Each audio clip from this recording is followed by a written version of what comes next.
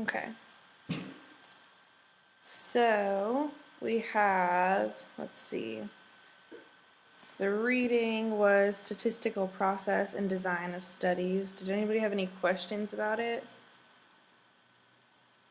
No, Me I thought the neither. video that Brother Balls did really explained it well. Yeah, absolutely. That was really helpful. I was watching those this morning while having lots of technical difficulties.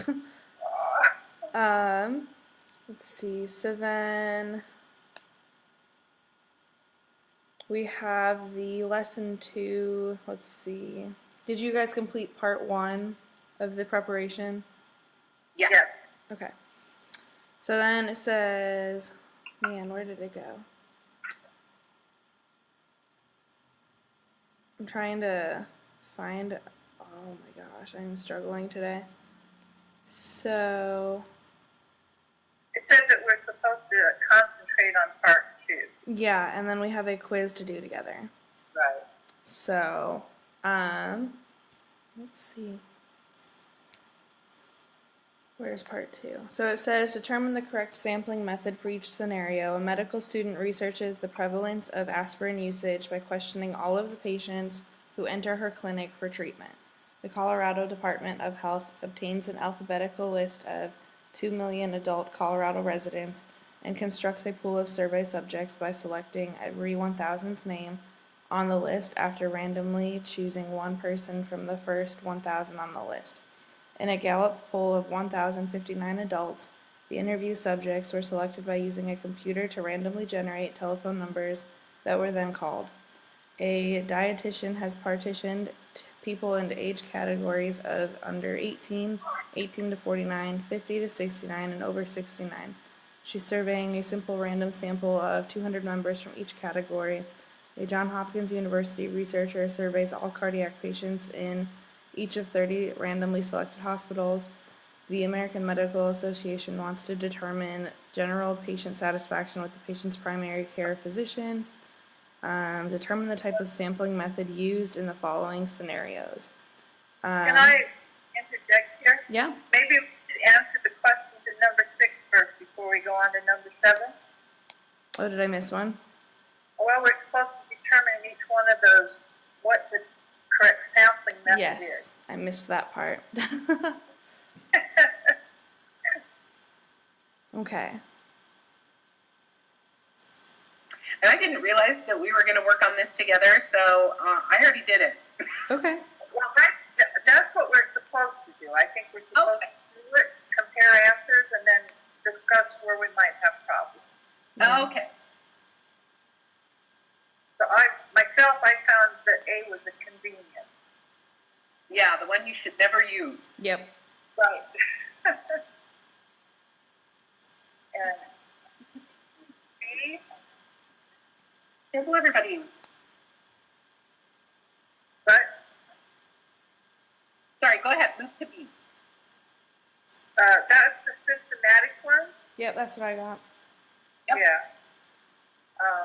And then C, I got, your which simple one? random, Yep, that's what I got too. and then D was your stratified, Mm-hmm. Yep. and E was cluster. Yep. Hey, we're smart. Number 6 is done. Okay, now you can read number 7. Okay, let's see. Where did it go? Determine the type of sampling method used in the following scenarios. They take a simple random sample of doctors and then sample all of the patients that the doctor works with. Is that just one? Yeah. There. Okay, I was like, it doesn't show up like numbers on my iPad, so it's a Oh, little okay. weird. Yeah. Okay. Let's see. I said that one was the cluster. That's what sounds right to me. Yeah. Because I like that he used the example of a bunch of grapes. You know how in a bunch of grapes, each little cluster of grapes is part of the whole. Mm-hmm. So That makes sense. that works for me. Okay, next one. Let's see. They put all of the residents' names in a computer and use a random number generator to get a sample of 100 patients. Simple random sample. Right. Mm-hmm. Let's see. A dietitian has partitioned people into age categories of under 18, 18 to 49, 50 to 69, and over 69.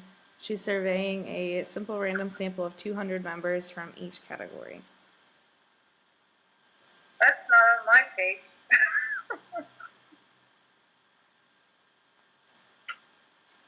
Oh, you're back on question 6. Am I? My goodness. Yeah. It keeps moving on me. What is next? Does somebody else want to read it? Okay. They divide the residents up by gender and then do a simple random sample of residents with each gender.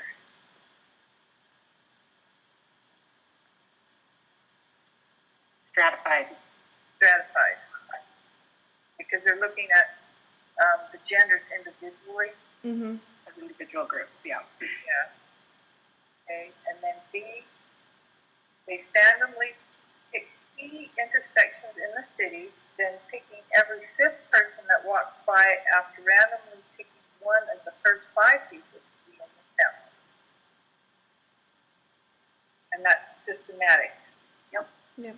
So they start at a point and then every 5 they pick another. They have a system.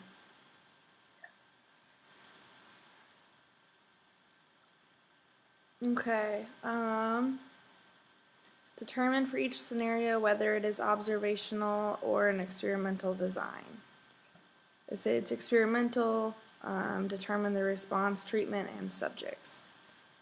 So the first one is the Center for Disease Control obtains current flu data by randomly polling 300 men and 300 women. Observational.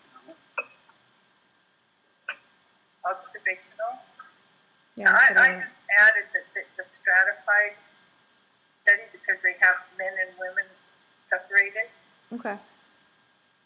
Oh, They didn't ask for that in the answer, but I just kind of wrote that down. You're applying it more than we need to. Yeah. It's And good the though. response that we're looking for is, after you got the shot, did you or did you not get the flu? Okay. Right? Yeah. Does that make Does somebody want to read B? I can do that. read it? You plan to conduct an experiment to test the effectiveness of Sleep Ease, a new drug that is supposed to reduce insomnia. So you randomly divide 1,000 patients into 2 groups, where half get Sleep Ease and the other a placebo. Record the gender of each subject. You will then observe how many hours of sleep they get in a week. This is an experimental study. The response variable would be however many hours of sleep each group gets. Mm-hmm. The treatment is either the actual sleepies or the placebo, and the subjects are the 1,000 men and women. Yeah, the insomnia. Okay. You know, this one initially threw me off. I thought that it was, a stratified because they talk about, they wrote down whether it was men or women, but then I realized that they randomly selected all of these people, put them randomly in 2 groups, and those 2 groups, it didn't matter, they didn't have specifically men and women, it wasn't, do you understand what I'm trying to say? Mm-hmm. Yeah, it was a random sample of 1,000, and then they kind of divided it up. And then they weren't specifically looking at whether the women were better than the men. Right. And that kind of threw me off in the beginning, but then I think I finally figured it out. That might be a question that comes up on the test just to trip us up. Okay. So number 9. Let's see. Yeah, mine, I don't know if you guys can see this, but mine just shows up just like this, so there's no numbers or anything, so I'm searching. Oh, you poor thing. Mobile, using iLearn in mobile is hard. I hope they tweak that. They need to, because I am on my iPad more than I am on my computer, because I have a 4-month-old son who's always in my lap. Luckily, he's sleeping right now, so that helps. I tend to be a little anal, and I print everything out. I try, but I just don't get a chance to do anything anymore. I'm just sitting here, I'm like, okay, I'm gonna hang on and just barely hang on through class, it feels like, but it's okay, it'll get better. There will be a system, there will be a routine. Okay, number 9 starts with in September 2004. Okay. Correct. Newcrest Pharmaceuticals. Do you want me to continue? I can do that one. Oh, sorry. Okay. So in September 2004, Newcrest Pharmaceuticals Inc. announced the results of its first human trial of NPI 32101, a topical form of its skin ointment. A total of 224 patients diagnosed with skin irritations were randomly divided into 3 groups as a part of a double-blind, placebo-controlled study to test the effectiveness of the new topical cream. The first group received a 0.5% cream, the second group received a 1% cream, and the third group received a placebo. Groups were treated twice daily for a 6-week period, and the degree of skin irritation was recorded at that time. Is this a designed experiment or observational study? Designed experiment. That's what I got. Let's see. What are the subjects? The 224 patients is what I'm getting.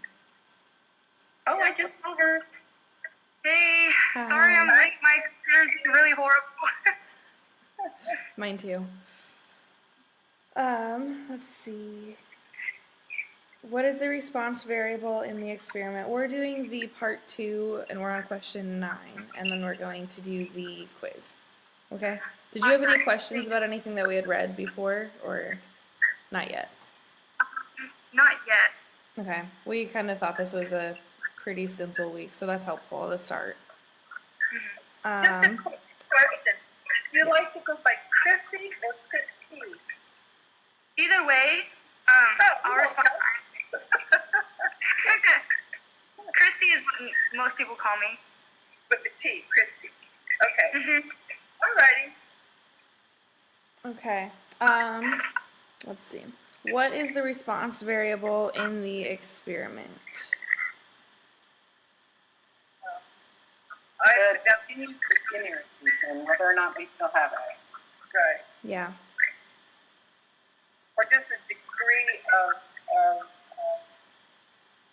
improvement. I mean, it may not go away completely. That's true. And then what are the treatments that they have? So there was the placebo, a 0.5% cream, and a 1% cream. Right. Okay. Good. Now, let's see.